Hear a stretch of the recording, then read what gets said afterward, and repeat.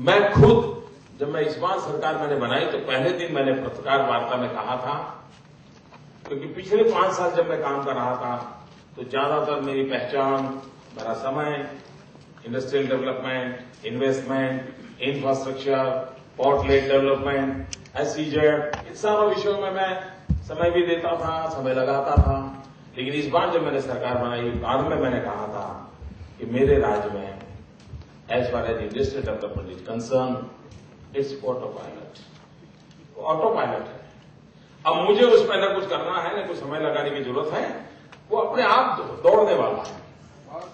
मैंने मेरी शक्ति को फोकस किया हुआ है, वो है ह्यूमन डेवलपमेंट इंडेक्स की तरफ। मित्रों, दुनिया के 127 नंबर पर हम खड़े हैं ह्यूमन डेवलपमेंट इंडेक्स में। अगर 21वीं सदी हिंदुस्तान की सदी बनानी है तो उसमें भी बदलाव लाना चाहिए। और मित्रों, कैसे बदलाव लाए जा सकते, प्रोएक्टिव गवर्नेंस क्या करता है ह्यूमन डेवलपमेंट इंडेक्स में भी एक छोटा सा 1-2 उदाहरण देकर के बात समाप्त करूंगा। मित्रों, हमारे देश में गलीपति से लेकर के राष्ट्रपति तक सबने आपने सुना होगा कि जस्टिस डिले जस्टिस डिनाइड, सुना है?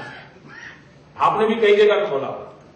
मित्रों, जब मैं मेरे यहां शासन में आया, मेरे यहां कोर्ट के अंदर केसेस की पेंडेंसी थी 45 लाख, 45 लाख केस पेंडेंसी थी। और आज तो मैं एक अखबार में पढ़ रहा था, हिंदुस्तान का सबसे पुराना केस कोई 150 साल पुराना है, और बड़े गौरव से वो बता रहे थे। अब कलकत्ता की मेहरबानी है। मतलब मेरे राज्य में 45 लाख केसेस की पेंडेंसी है,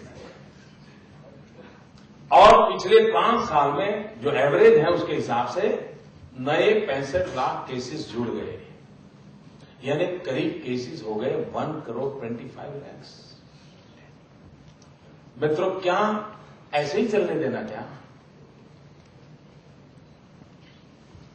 गवर्नमेंट है, गवर्नेंस भी है, by and large good governance भी है, फिर भी 1,25 लाख केस भी है। मित्रों, हमने इनिशिएटिव लिया, मैं खुद जुडिशरी के लोगों से मिला, मैंने उनके सामने 3 विषय रखे। हमने कहा डेली कोर्ट का टाइम आधा घंटा बढ़ाओ, दूसरी रिक्वेस्ट की वैकेशन 10 दिन कम करो। आप जानते हो मित्रों, जुडिशरी के सामने जाकर के कहने के लिए कितनी बड़ी हिम्मत लगती है। मैंने किया, मैंने सुप्रीम कोर्ट के जजेस के सामने विषय रखा था, उसके बाद मेरी क्या हुई होगी आप अंदाज कर सकते हो। लेकिन मेरे राज्य में वो मैं कर पाया, कोर्ट का टाइम बढ़ाया, वैकेशन कम किया, और एक इनिशिएटिव जो हिंदुस्तान में सबसे पहले हमने लिया गुजरात में, इवनिंग कोर्ट। भारत एक गरीब देश है, गरीब देश के पास हर काम के लिए अलग इंफ्रास्ट्रक्चर हो वो संभव नहीं है भैया। तो हमने कहा कि जो कोर्ट का इंफ्रास्ट्रक्चर है उसको शाम को दूसरी कोर्ट चलाएंगे, और रात को 6 से 10 मैंने कोर्ट चलाना शुरू कर दिया। और जो गरीब आदमी है, जो रोजाना रोजी रोटी कमाता है, जिसको कोर्ट में जाने का समय नहीं है, उसके केसेस को हमने इवनिंग में ट्रांसफर कर दिया। मित्रों, इन सारे प्रयासों का परिणाम ये है कि 1,25,00,000 टोटल केस में से आज मेरी पेंडेंसी सिर्फ 22 लाख है, ओनली 22 लाख। और मेरी कोशिश है कि 2010 जब गुजरात गोल्डन जुबिली ईयर मनाएगा, हम 0 पेंडेंसी पे जाना चाहते हैं, और जिस साल केस होगा उसी साल वो बोर्ड पे आ जाए, उस दिशा में हम कोशिश कर रहे हैं। आप कल्पना कर सकते हो मित्रों, जस्टिस के क्षेत्र में अगर ये व्यवस्था हो जाए, आम आदमी का विश्वास कितना बढ़ जाएगा। ये परिवर्तन कैसे आ सकते हैं, इसका ये उदाहरण मैं आपको देता हूं। तो मित्रों, प्रोएक्टिव गवर्नेंस, समस्याओं के समाधान के लिए वो इंतजाम है। मित्रों, मेरे राज्य में जब 2001 के सेंसस का रिपोर्ट हमारे पास 2004 में आया,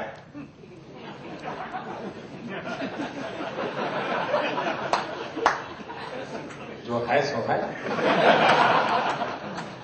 और जब मेरे ध्यान में लाया गया तो मेरे गुजरात के अंदर 1,000 लड़के के सामने 802 बेटी पैदा होगी।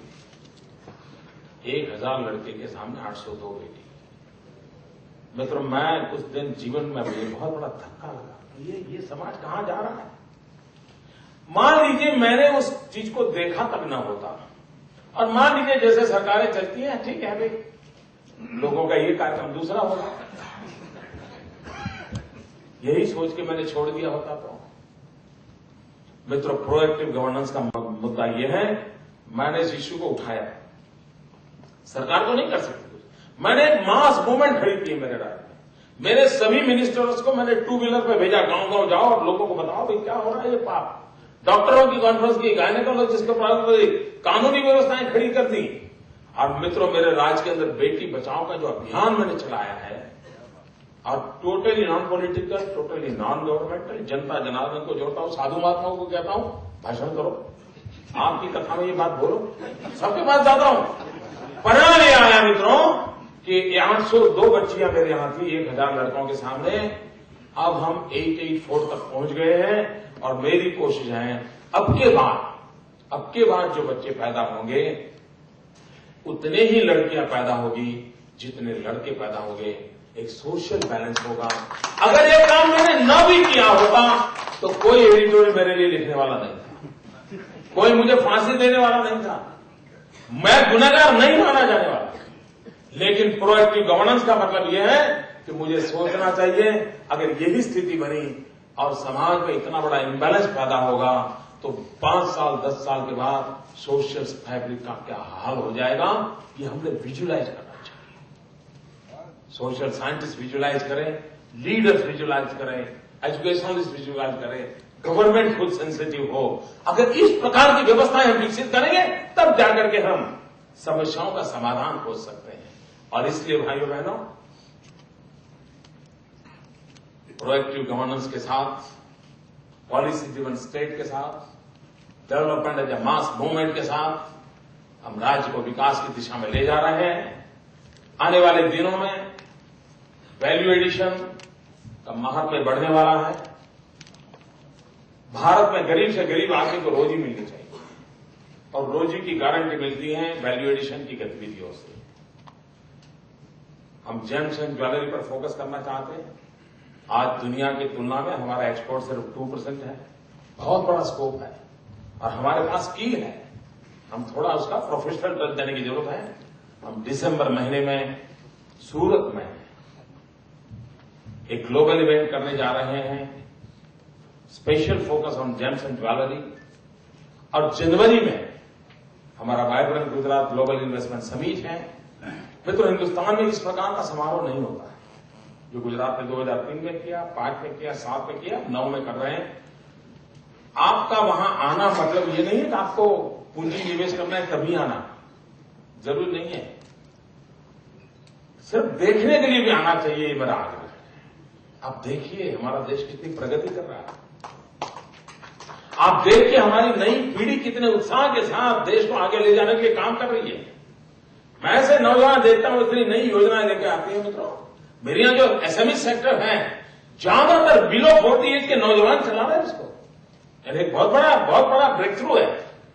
राउंड अबाउट एवरेज 40 एज से नीचे के नौजवान आज मेरे यहां स्मॉल स्केल इंडस्ट्रीज को लीड कर रहे हैं और मोस्ट मॉडर्न मैनेजमेंट को अपना रहे हैं, मोस्ट मॉडर्न टेक्नोलॉजी को अपना रहे हैं, दुनिया की पूरी कम्युनिकेशन सिस्टम को अपना रहे हैं। विश्व के कितने खैर कहीं लगते हो, आपको गुजरात के 20, 25, 28, 30 साल की आयु के नौजवान वहां अपना टेबल लेकर के बैठे हुए नजर आते हैं।